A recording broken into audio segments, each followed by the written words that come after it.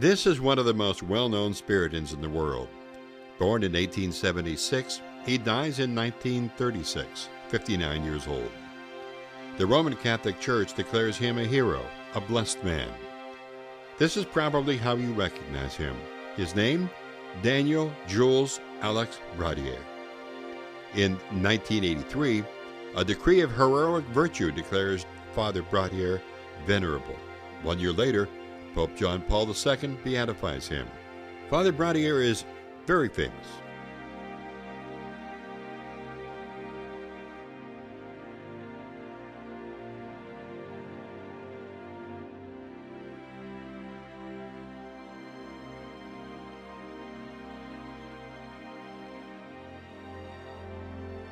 Statues of him everywhere, small and huge ones.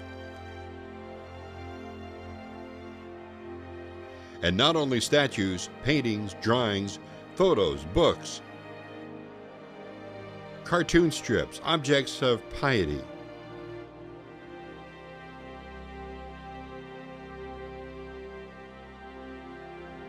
A name not only famous in France, but in most places where Spiritans are.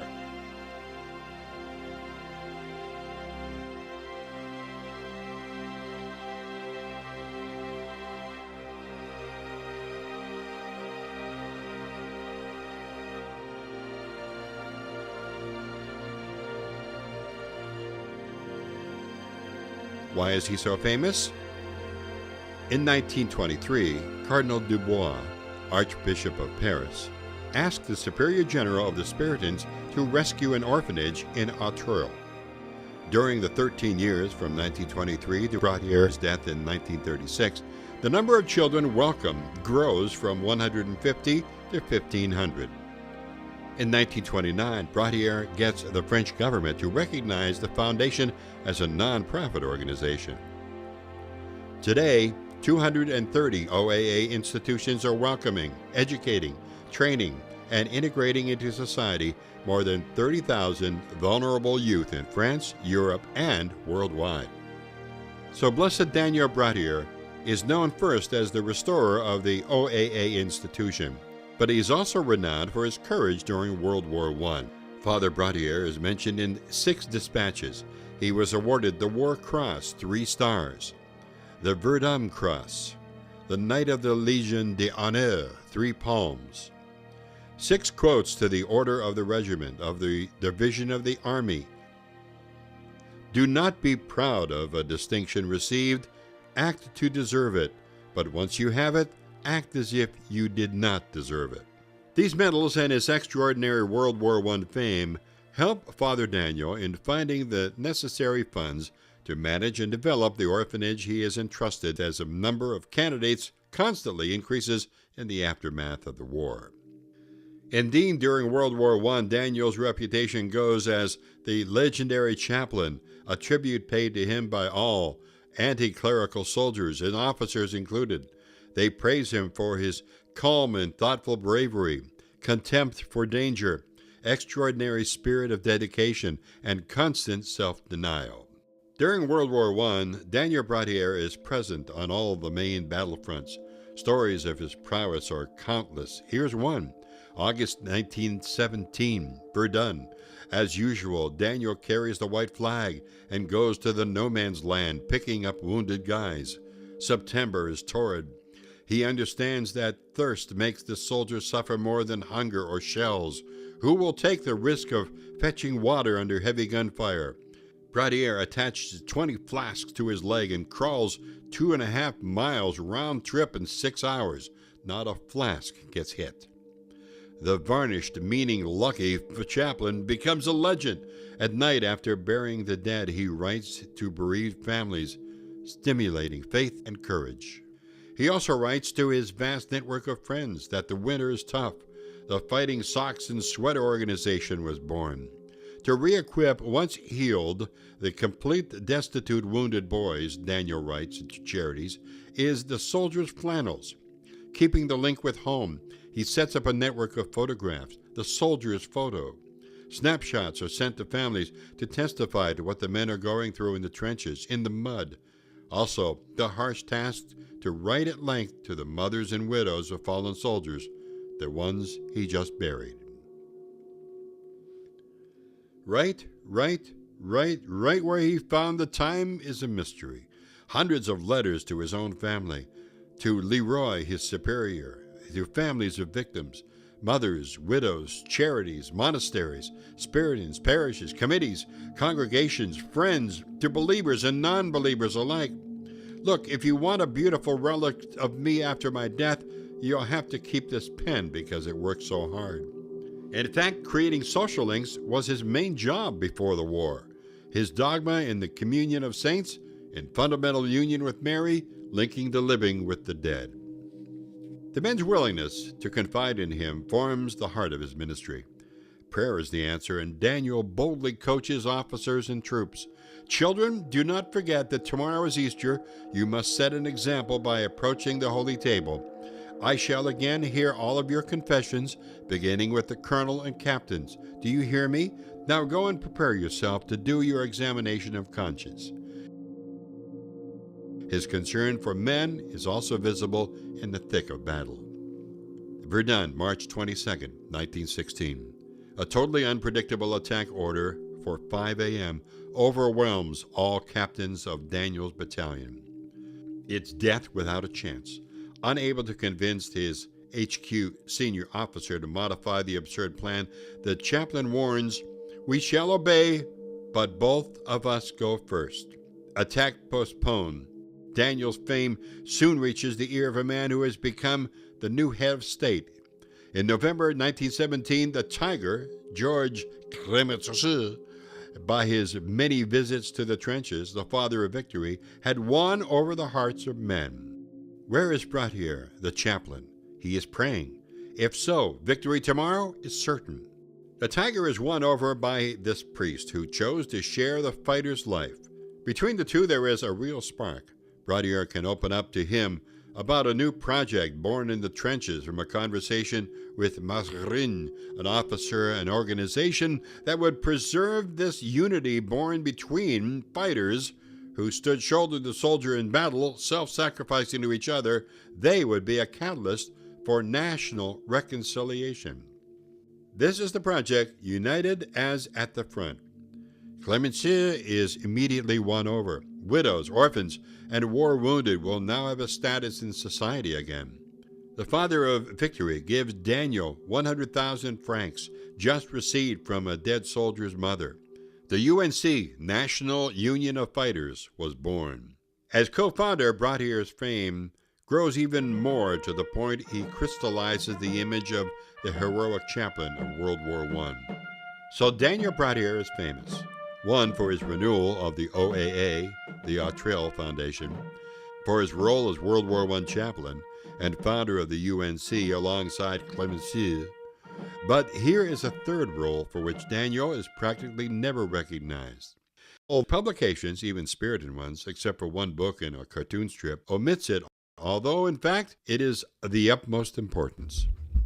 Published in November 2013, the French cartoon book about Brottier, Moving Heaven and Earth, shows a soldier at the front explaining to his comrades in battle how Brottier found a trick in order to be with them.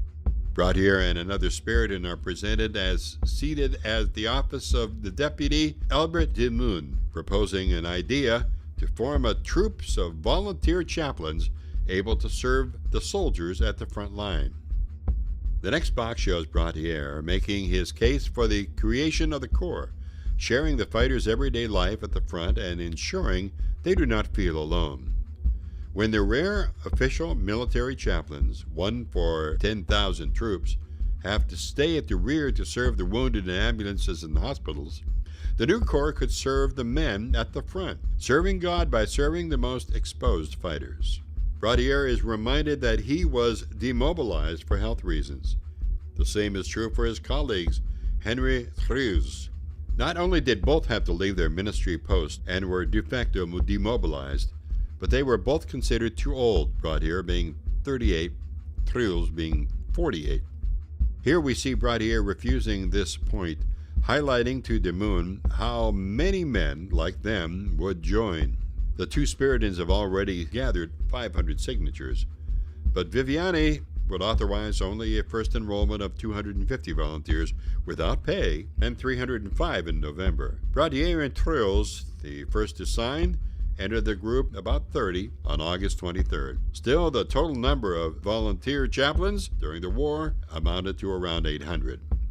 Brottier is shown as the only one who speaks and makes his point. This is certainly faithful to reality, since he was a very persuasive man. However, we must not forget that Lemoine and Trilles have something in common. Lemoine and Trilles' father, Paul, knew each other. They were both prisoners in 1871 in Mainz, Germany, after the French defeat of the preceding war, the Franco-Prussian War. They had found a small group of devoted chaplains, all volunteers, the Spiritans of Fathers Strube and Bigot. These two men were honored by their government with the Légion d'honneur for the dedication and service to the nation. Founders of the Spiritan Vice Province of Germany, in 8 years they had given 55 new members to the congregation before being expelled by Chancellor Bismarck in 1873. Returning to Paris, they were appointed to the U.S., where they arrived in 1874. The fame among Father Strube among Spiritans was huge, as much as the French army itself.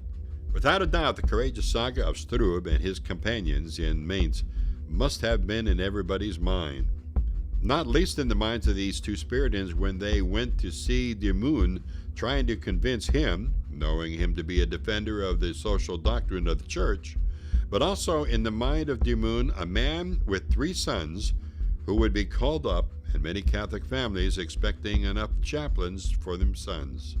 Demoun could hardly refuse anything to these two priests sent by Bishop Leroy.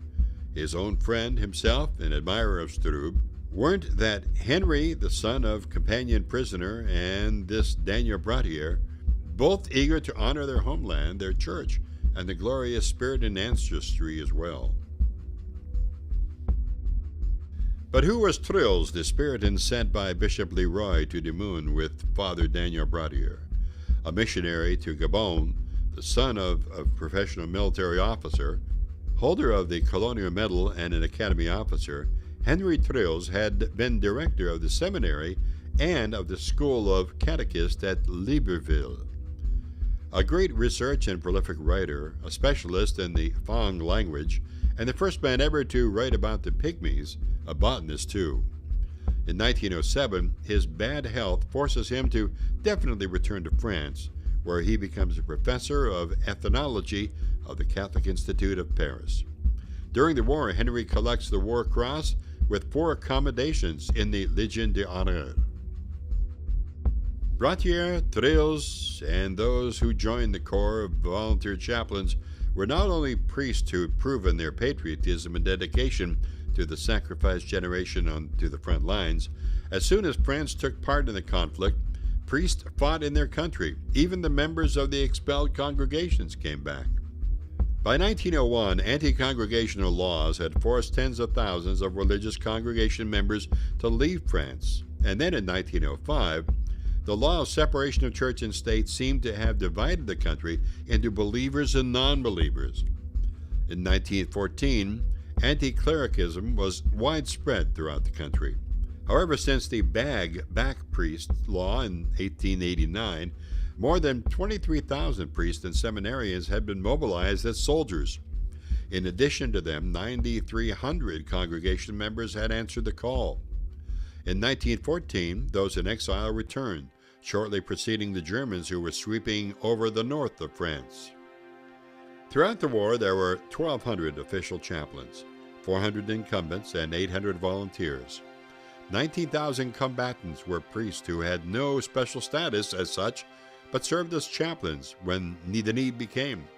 4,000 seminarians, 8,000 religious or novices, who could also serve as informal chaplains, amounted to 31,000. Chaplains did not spare their blood. 2,949 diocesan priests, 1,571 congregational members, and 1,300 seminarians lost their lives.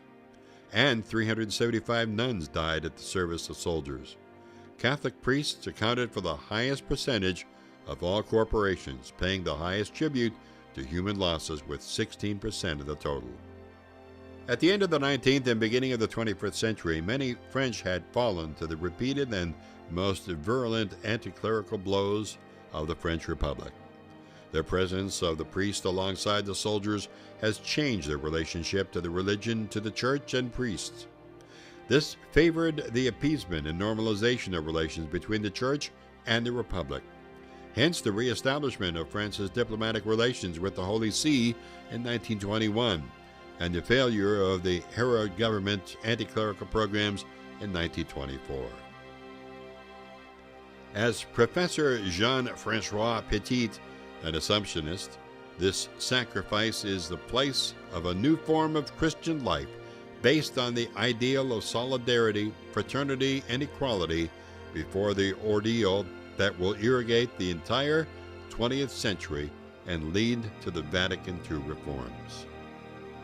With the birth of the Corps of Volunteer Chaplains at the front lines in 1914, we Spiritans may consider now what began as a conversation between two sickly Spiritans stuck at the Paris Mother House ended up how relevant it became, for it transformed into a formidable contribution not only to the cause of the soldiers at the front, but also to the cause of national reconciliation. And finally, it changed the face of the century and the destiny of the whole church. An obvious show for St. Paul's sentence, "For when I'm weak, then I'm strong."